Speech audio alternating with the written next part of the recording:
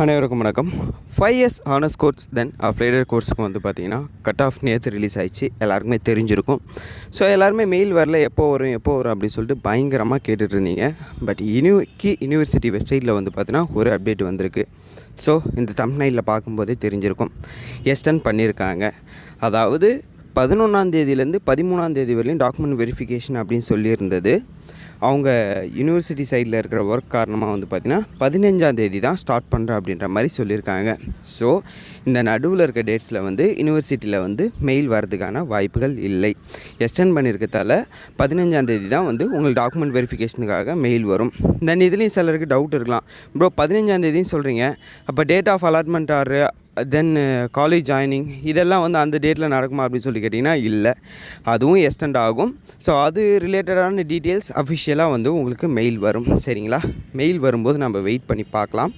So இந்த இன்ஃபர்மேஷனை பொறுத்தவரையிலையும் டேட் வந்து எக்ஸ்டெண்ட் பண்ணியிருக்காங்க. ஸோ இதுதான் இந்த வீடியோவில் சொல்ல வந்தது. ஸோ வீடியோ யூஸ்ஃபுல்லாக இருந்திருக்கும்னு நினைக்கிறேன்.